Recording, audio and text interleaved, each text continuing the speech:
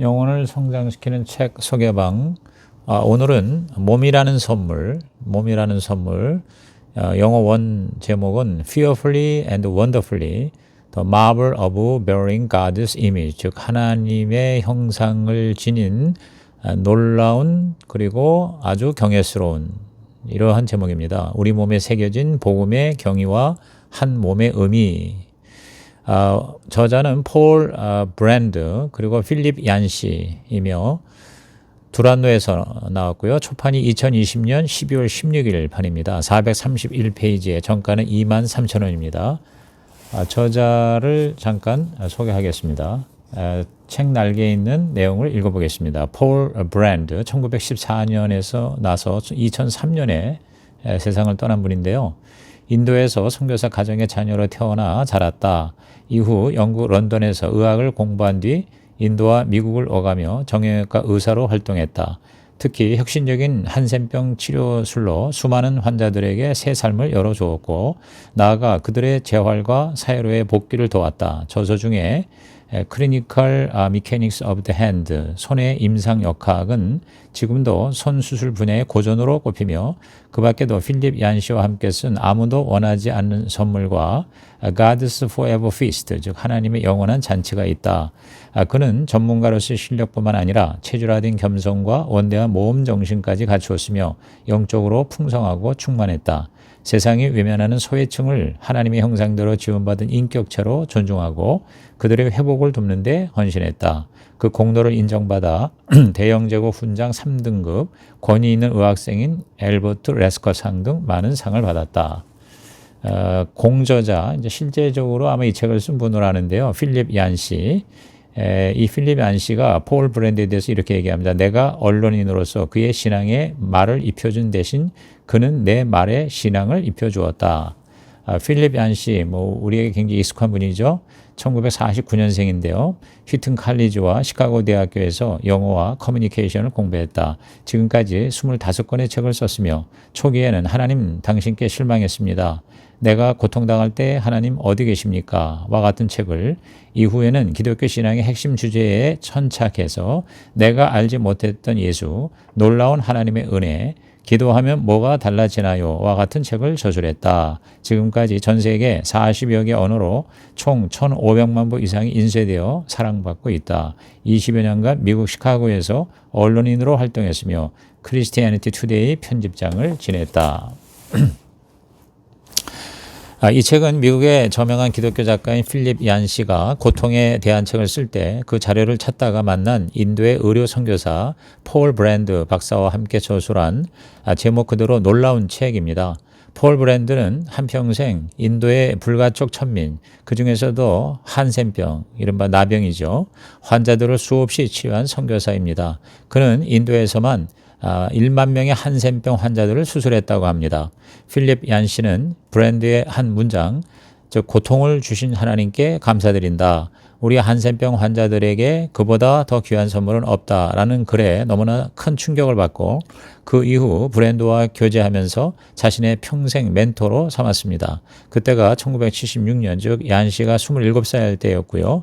브랜드는 62세였습니다. 그 이후 브랜드가 소천할 때까지 27년간 아름다운 교제를 했다고 합니다. 다음은 서문에서 필립 얀시가 그와의 만남에 대해서 쓴 글입니다. 브랜드 박사는 세상에서 아무것도 아닌 존재로 취급받던 사람들을 지극정성으로 치료했다. 그가 처음 나설 때만 해도 1,500만 명의 한센병자 중에 정형외과 의사는 세상에 그 혼자뿐이었다. 그는 한센병자를 하나님의 형상으로 보고 섬겼다. 브랜드 박사가 이 책을 쓰고 싶은 이유는 하나님이 지으신 인체의 경이로움을 알고 또 알리고 싶어서였다. 더 나아가 그리스도의 몸이라는 신약의 비유를 취해 현대 과학의 식견으로 새 살을 입혔다. 교회는 조직체가 아니라 유기적 공동체로서 인간의 몸을 가지고 가장 잘 설명할 수 있다. 그는 자연 질서의 영적 질서를 통합하려고 노력했다. 망원경으로 보는 우주와 현미경으로 보는 몸의 깊은 구석은 그 구조와 형태가 영락없이 비슷하다. 브랜드 박사의 통찰은 세포들이 어떻게 공동체로 협력하며 거기서 우리가 무엇을 배울 수 있는지를 관찰해서 얻은 결과이다. 이 책은 창조주와 창조세계의 간극을 메우는 데에 도움이 될 것이다. 하나님은 교회에 실망한 나에게 브랜드 박사를 만나게 하면서 이렇게 말하시는 것 같았다. 필립아, 지금까지 너는 최악의 교회들을 여럿 보았으니 이제 내가 최선의 모습을 하나 보여주마. 폴 브랜드는 선하고도 위대한 사람이었다. 내게 그보다 더 큰 영향을 끼친 사람도 없다. 마태복음 10장 39절에 나를 위하여 자기 목숨을 잃는 자는 얻으리라 하신 예수님의 말씀을 그보다 더 잘 보여주는 사람을 나는 알지 못한다. 성공에 집착하는 현대 문화의 관점에서 볼 때 지구상에서 가장 가난하고 압제받는 이들에게 의술을 바친 정형외과 의사는 자기 목숨을 잃은 사례에 속한다. 그런데도 브랜드 박사의 삶은 누구보다 풍성하고 충만했다.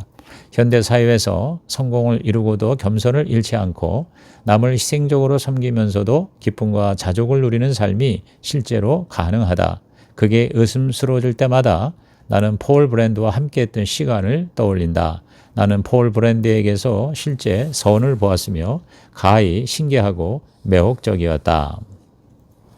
자, 그럼 책 내용으로 들어갑니다. 제1부 무형이 유형을 입다. 무형이 유형을 입다. 몸이라는 선물.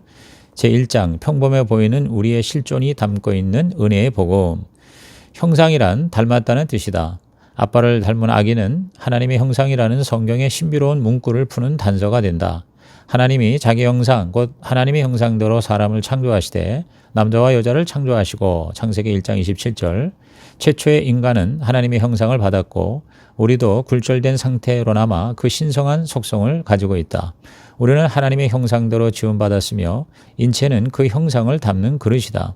하나님은 보이지 않는 영이시므로 그 영을 눈에 보이게 드러내는 일을 우리에게 맡기신다.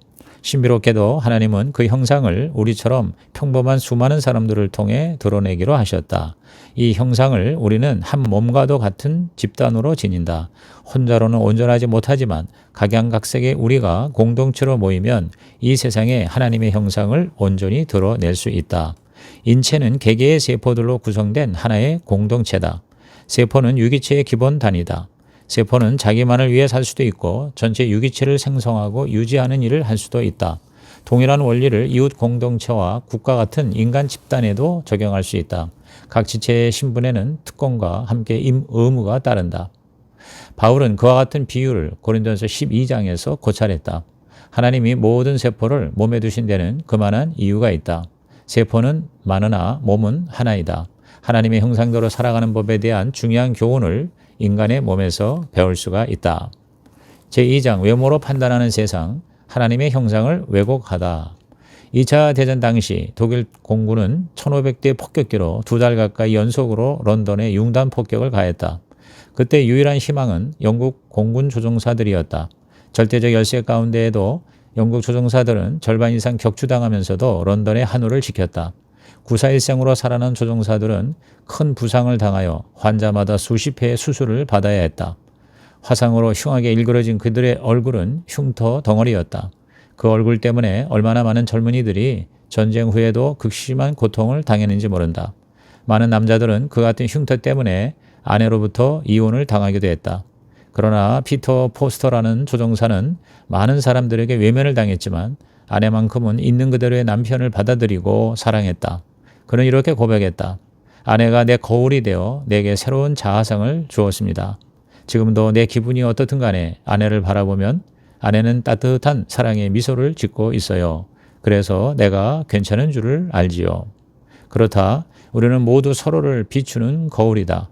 살인을 저지른 사형수든 공군 조종사든 인간의 자아상이 형성되는 근거는 타인들이 거울처럼 대비추어주는 이미지에 달려있다.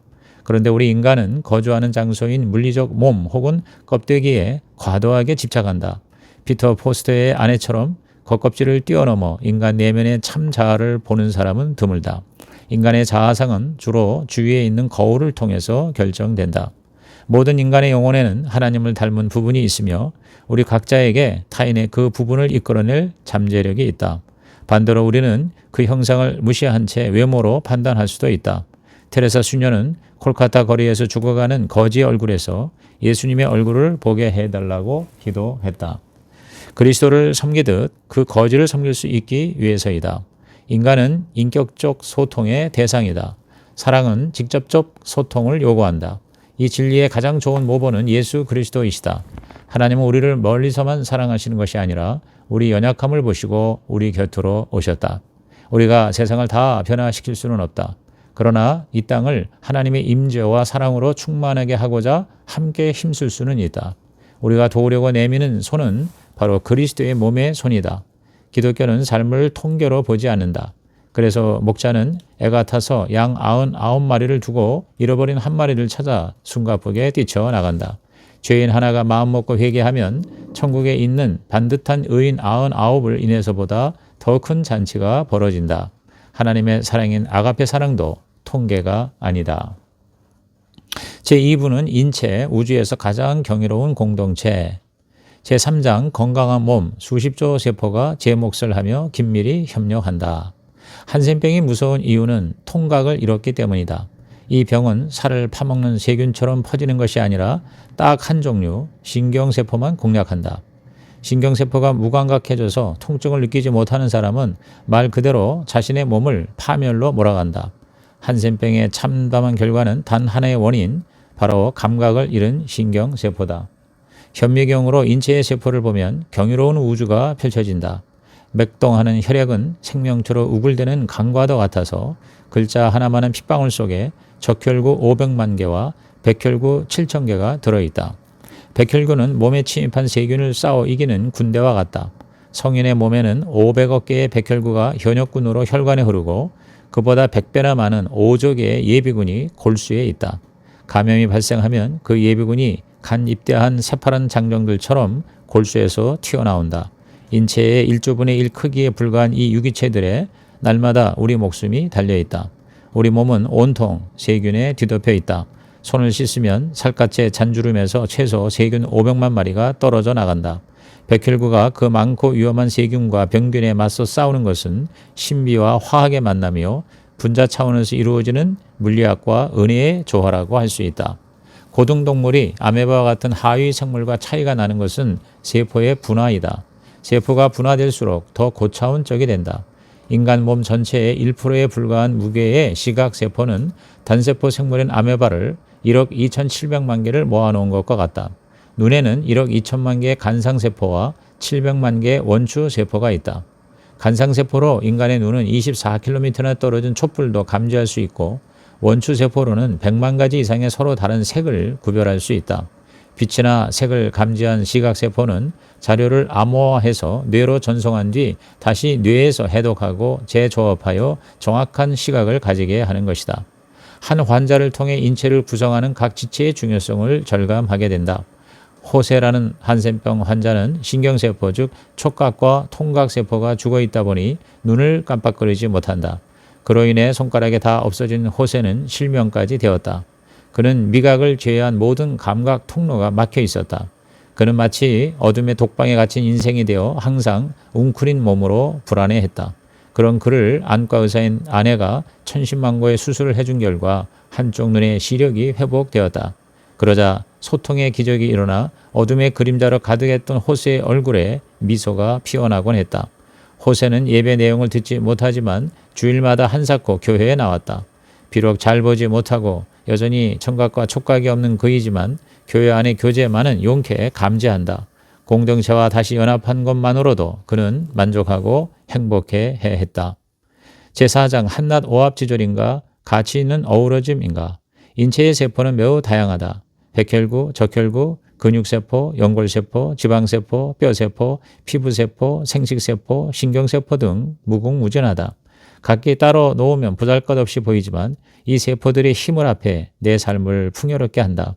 나는 건강할 때는 여간해서 내 충직한 세포들을 생각조차 하지 않는다. 내 몸의 다양한 세포를 통해 가정, 집단, 공동체, 마을, 국가 등 더 큰 유기체도 배울 수 있다. 특히 몸에 비유한 신앙 공동체는 예수 그리스도의 몸의 지체로서 온 지구상에 흩어져 있다. 하나님은 다양성을 즐기신다. 딱정벌레만도 수십만 종이다. 인간에도 여러 종족이 있다. 인류는 계속 더 다양해지면서 고유 문화별로 나뉘어 있다. 이런 문화적인 자기 표현은 교회에도 나타난다. 교회마다 예배의 표현이 다양하고 독특하다. 그리스도의 교회도 우리 몸처럼 개개의 상이한 세포들로 이루어져 있다. 그 세포들이 한데 모여 한 몸인 교회를 이루는 것이다. 인간은 창조 이래 하나님을 불순종했다. 그런 인간에게 하나님은 그의 몸을 맡기셨다. 사람들이 교회를 보고 탄식하는 것도 무리가 아니다. 충격적이기만큼 하나님과 다르고 서로 간에도 서로 다른 다양성이 공동체가 연합하는 기초가 되고 있다. 몸이 건강하려면 지체 하나하나가 다 필요하다. 약해 보이는 세포도 몸 전체에 다 중요하다. 태반 근육을 이루는 세포가 잘못되면 아기가 죽는다. 그 세포는 별로 알려지지 않은 한시적 세포군이지만 모든 인간의 목숨이 달려있다. 몸의 비위에도 이 특성은 중요하다. 그래서 바울은 더 약하게 보이는 지체가 도리어 요긴하다고 했다. 몸이 건강하려면 모든 지체가 다 필요하고 건강해야 한다. 눈에 안 보이고 아름답지 못한 지체, 예를 들어 췌장, 신장, 간, 대장 같은 기관이 오히려 더 귀할 수 있다. 영적 몸의 인식에도 더욱더 미천해 보이는 문지기 세포도 건강 전반에 절대로 없어서는 안 된다. 우리는 가치의 상대화를 조심해야 한다. 교회는 군사조직이나 기업보다는 가정과 더 비슷하다. 교회에서는 장애가 있는 자녀나 명문대 장학생이나 가치가 똑같다. 모든 세포가 전체 몸이 요구하는 바를 자신의 목표로 받아들이면 몸된 교회의 삶이 건강해진다. 온 사회를 통틀어 교회에서만 볼 수 있는 순전한 평등이다. 하나님은 똑같이 기여할 역량을 몸된 교회의 모든 지체에게 주셨다. 머리이신 그분께 충실하고 또 머리를 통해 서로에게 충실하기만 하면 다 중요하다. 제5장 세포끼리 공유하는 정체감, 생명유지의 열쇠다. 병아리도 반딧불도 모든 만물의 생명과 건강은 공동체의 순리로 이루어진다. 최소 단위에서부터 협력이 만연해 있다. 그것이 없이는 우리는 호흡할 수도 먹을 수도 없다. 인간의 목숨을 부지할 만한 산소를 만들려면 세균 집단이 식물의 광합성을 도와야 한다. 음식물을 분해해 소화할 때도 우리는 비슷한 세균 집단에 의존한다. 사람의 몸에는 본인의 세포만큼이나 많은 약 40조 개의 세균이 서식한다. 하나의 온전한 생태계인 셈인데 이를 인간 마이크로바이옴이라고 부른다. 연합은 몸이 생명을 유지하는 기초다. 몸을 이루는 세포들의 소속감은 완전 무결하다. 세포는 계속 새로워지면서 연속성을 유지한다. 각 세포마다 그 몸의 지체로서의 자격을 갖추고 있다. 그래서 어느 한 세포의 정보만으로도 몸 전체를 새로 조립할 수 있다. 그래서 복제, 줄기세포 이식술 등이 가능한 것이다. 이 DNA 설계자가 인류에게 더 고결한 목적을 추가하셨는데 바로 영적 몸의 지체가 되는 것이다. 그리스도의 몸에 들어가려면 DNA를 물려받듯이 정체성이 바뀌어야 한다. 이것을 거듭남 혹은 위에서 남이라고 한다. 말 그대로 하나님의 자녀가 되는 것이다. 양자의 영을 받으면 지체인 우리는 그리스도의 이름과 정체성을 그대로 받는다. 그분은 내 몸의 세포들이 내게 미치는 바과 똑같은 충성과 연합을 우리에게 요구하신다. 그 공동 정체성이 그리스도의 몸된 모든 지체를 연결해 하나로 결속시킨다. 우리 모두는 그리스도의 몸을 이루는 동료 세포들이다. 건강한 교회에서는 연합이 다양성을 이긴다. 그리스도의 몸에 합류하는 과정이 처음에는 손해처럼 보일 수 있다. 내 자율성을 잃기 때문이다. 그러나 그분께 헌신하면 역설적으로 내게 갑자기 해방이 찾아온다. 경쟁의 의식이 사라진다. 대신 하나님을 기쁘시게 하며 한 분의 청중 앞에 살아간다는 단일한 목표가 생겨난다. 나아가 몸의 다른 세포들과 협력해서 이 세상에 하나님의 일을 이룰 수 있다. 몸이 전체를 위해 어떻게 수많은 세포를 연합시키는지를 의학계에서는 생체 향상성이라는 단어로 표현한다. 몸이란 의식적으로 자신에게 가장 유리한 상태를 추구하는 하나의 공동체이다. 몸은 각종 체액과 염분의 불균형을 바로잡고 자연 치유를 동원하고 필요에 따라 자원을 배치한다. 이 모든 활동의 목표는 건강한 내부 환경을 유지하는 데 있다. 세포는 끊임없이 요구사항을 알리고 몸은 거기에 일일이 반응한다. 인체의 소속감은 이중으로 이루어진다. 각 세포는 뇌의 지시를 따를 뿐 아니라 자신이 체내에 있는 다른 모든 세포와도 결속되어 있음을 안다. 영적인 몸도 마찬가지다.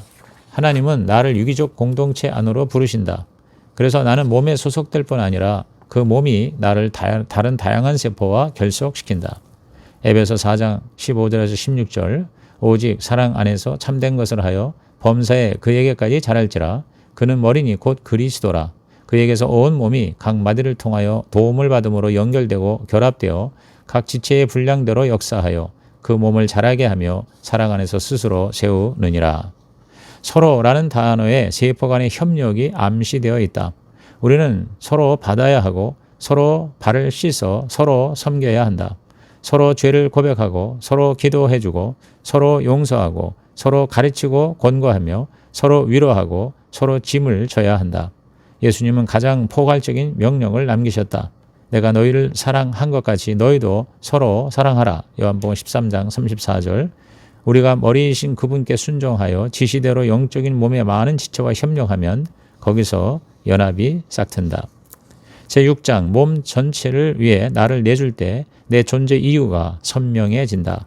인간의 감각은 놀라울 정도로 다양하고 예민하고 복잡하다. 청각, 시각, 후각, 미각 등을 통해 쾌감을 느낀다. 인체의 쾌감 신경은 따로 없다. 쾌감은 많은 세포가 협력해서 생겨나는 부산물이다. 성적 쾌감이야말로 모든 요인이 협력해 공동체의 희열을 느끼는 감각이다. 인간이 만드는 기적 중의 기적은 또 하나의 인간을 탄생시키는 정자와 난자의 결합이다. 단 하나의 수정란에서 수십억 개의 혈구, 수백만의 간상세포, 원추세포를 비롯해 약 40조 개의 세포가 생성된다. 태아의 수정과 발육을 영상으로 찍은 노벨상 수상자 치아라스 교수는 인체는 어찌나 완벽하게 짜여 있는지 신에게서 기원했다고 보지 않기가 어렵다라고 말했다. 그의 영상의 한 장면을 보면 10만 킬로미터에 달하는 혈관과 모세 혈관이 단 하나의 세포에 내장된 유전자 암호대로 저마다 필요한 부위에 생성된다. 예수님이 묘사하신 풍성한 삶은 강렬하기보다 대개 경고성 초청이었다. 개개의 세포들이 자원을 바쳐 몸 전체를 섬겨야 함을 강조하셨다. 빅터 프랭클이 죽음의 수용소에서 말했다. 인간은 늘 자기 이외의 무엇이나 누군가를 지향하며 거기로 이끌린다. 그래서 의미를 실현하고 싶어하고 타인을 만나려 한다. 이렇게 자신을 잊은 상태로 열심히 대의에 힘쓰거나 타인을 사랑할수록 우리는 더 인간다워진다. 섬김에는 다른 모든 것을 훨씬 능가하는 수준의 개인적인 충족감도 뒤따른다. 현대문화는 자아실현과 자기의 발견과 자율성을 떠받드는 반면 예수님은 내 목숨을 잃어야만 참으로 얻을 수 있다고 가르치셨다. 사실 자아를 부인할수록 삶이 더 풍성해진다. 우리 안에 하나님의 형상이 회복되는 것이다. 거린들을 섬기는 엠마오의 농마주의 운동의 창시자인 아베 피에르는 말했다. 우리는 섬겨야만 하며 그렇지 않으면 죽습니다. 우리는 섬겨야만 하며 그렇지 않으면 죽습니다. 여기 인간의 기본 역설이 있다. 자신을 벗어나 도움의 손길을 내밀수록 우리는 더 풍요로워지고 온갖 좋은 선물의 아버지이신 하나님을 더 닮아간다. 반면에 루터의 표현대로 안으로 함몰되면 그만큼 덜 인간다워진다. 꼭 받아야 하는 사람이 있듯이 우리도 꼭 자신을 내주어 몸된 교회 전체를 섬겨야 한다. 제3부 오묘한 겉과 속의 세계. 오묘한 겉과 속의 세계, 피부와 뼈라는 선물. 제7장 피부, 마음까지 어루만지는 매력적인 소통기관. 피부의 민감도는 부위마다 다르다. 가장 둔감한 부위는 발바닥이고 가장 민감한 부위는 손가락 끝과 혀 끝이다. 피부의 놀라운 적응력은 욕조에 들어갈 때 매 10초마다 조금 전과 똑같은 느낌을 가지게 하고 최고 46도까지 적응한다. 피부가 닿는 물질에 따라 변형되는 수능성도 탁월하다. 망치를 잡는 손잡이의 모양의 손바닥의 피부는 정확하게 적응한다. 이 수능성은 물리적인 몸에뿐만 아니라 영적인 몸인 교회에도 시사하는 바가 크다. 서로의 관점에 맞추어 섬기는 모습이 그런 것이다. 피부는 그 접촉을 통하여 마음까지 소통한다. 아기는 엄마의 손길을 통해 사랑을 주고받는다. 감정의 깊은 저수지를 인간의 마음이라고 할 때 피부세포는 거기로 들어가는 쭉 뻗은 길이다. 영적 몸인 교회의 피부도 소통기관이요 사랑을 표현하는 매체다. 예수님은 손으로 많은 병자를 만지시면서 고쳐주셨다. 내게 손을 댄 자가 누구냐라고 물으셨다. 그분이 만지시면 능력이 전해졌다. 주님은 신체 접촉을 통하여 개개인이 자신의 사랑과 긍휼을 느끼기 원하셨다. 가난한 이들과의 대인 접촉에서 멀어질수록 우리는 예수님이 보이신 사역의 모습에서 멀어진다. 한센병 환자에게 줄 수 있는 가장 귀한 선물은 신체의 접촉이다. 나는 루스 토마스 선교사의 도움으로 한센병 환자에 대한 두려움을 극복할 수 있었다. 그녀는 날마다 구석에 앉아 한센병 환자의 손을 주물러 주었다. 그녀의 단순한 요법으로 수많은 한센병 환자들의 몸과 마음이 치료되었다. 내가 어느 한센병 청년의 손을 만지면서 치료했을 때 그 청년은 흐느끼며 울었다. 그때까지 자기 손과 어깨를 만진 사람이 처음이라고 하면서 말이다. 제8장 방어의 최전선인 피부, 각종 스트레스에 어떻게 대응하는가? 피부의 적응력은 무한해서 부위에 따라 아기벌처럼 보드라운 데도 있고 악어 가죽처럼 거친 데도 있다. 피부는 만리장성과도 같이 보호벽을 형성해 내부와 외부를 갈라놓는다. 인체의 60%가 수분이다 보니 만일 피부가 막아주지 않는다면 수분이 금방 증발해 버릴 것이다. 한 인간의 피부에는 지구상에 거주하는 인구만큼이나 많은 세균이 붙어 있다. 그런데 피부가 각종 화학물질과 음전화와 무수한 방어세포를 통해 이런 약탈 세력의 침입을 막아준다. 동시에 우리가 하루에 잃는 피부세포의 수는 수백만 개에 달한다. 집안의 전체 먼지 가운데 최고 90%까지를 차지하는 게 죽은 피부다. 방어의 최전선인 피부는 각종 스트레스에 대응한다. 우리는 스트레스에 대응하는 인체의 적응력에서 교훈을 얻을 수 있다.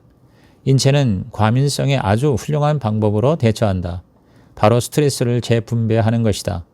새 신발로 마찰이 심할 때 쩔뚝거리며 걷는 것이 그런 것이다. 물리적 몸뿐 아니라 영적인 몸인 교회에도 적응력이 필요하다. 어느 지체에게 특별한 관심이 필요한지를 꾸준히 살펴야 하는 것이다. 그리스도의 몸된 교회가 잘 돌아가면 취약한 사람을 둘러싸서 지혜롭게 스트레스를 재분배할 수 있다. 피부에 물집이 생기는 것은 계속되는 스트레스를 해소시키기 위함이다. 같은 부위에 물집이 반복해서 생기면 영구적으로 적응해야 할 필요성을 느끼고 피부가 물집을 굳은 살로 바꾸어 놓는다. 교회에서도 짐은 과중한데 자원은 부족하여 사면 초과의 상황에 빠질 때면 사역자에게도 굳은 살이 필요하다. 최전선에서 주체하기 힘든 문제를 상대하는 사역자들에게는 굳은 살로 보호받아야 한다. 기독교 사역은 과민성과 굳은 살 사이를 오가는 추에 매달려 있다. 그렇지 않으면 결국 탈진하거나 탈락하게 된다. 몸된 교회에서 후원자 역을 맡은 우리는 책임지고 최전방에 나선 대표들을 신중히 살펴야 한다. 감당 못할 고난 속으로 이 종들을 떠밀어서는 안 된다. 그들은 또 그들대로 주변의 설득을 받아들여 뒤로 물러나거나 짐을 남에게 넘겨야 한다. 인체든 공동체든 너무 예민하거나 너무 둔하면 활동이 불가능하다. 우리는 손을 뻗어 더러운 세상을 품어야 한다. 영적 몸인 교회의 충직한 피부세포가 우리를 보호해 줄 것을 믿기 때문이다. 박해받은 교회의 교인, 전쟁터와 난민촌의 재해지역의 구호 활동가, 험지에서 질병과 싸우는 의료 종사자 등이 최전방의 피부세포들이다. 영국의 상류층 출신인 나의 어머니는 인도 선교사로 69세까지 헌신하신 후 은퇴하셨다. 그러나 은퇴 후에도 산골에서 작은 판잣집을 짓고 선교회에 지원 없이 26년을 더 봉사하셨다. 엉덩이 골절로 대나무 지팡이를 짚어야 했지만 늙은 말을 타고 왕진 가방을 싣고서 온 산지를 누비셨다. 외면당한 환자와 장애인을 돌보신 것이다. 어머니는 영양실조와 건강 악화로 고생하시다가 95세에 세상을 떠나셨다. 어머니는 최전방에서 불우한 이들에게 하나님의 사랑을 보여준 전이 되었다.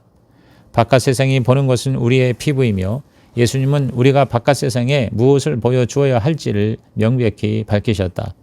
너희가 서로 사랑하면 이로써 모든 사람이 너희가 내 제자인 줄 알리라. 요한복음 13장 35절. 우리를 한사코 사랑으로 대하시는 하나님의 정수는 피부로 느껴지는 부드럽고 따뜻한 접촉을 통해 세상에 전달된다. 우리가 피부와 같은 겉모습을 보고 몸의 속을 판단하듯이 세상 사람들은 영적 몸인 우리를 유심히 살펴 그 외관을 바탕으로 하나님에 대한 결론을 내린다. 이상 필립 얀시의 몸이라는 선물 제1편을 마칩니다.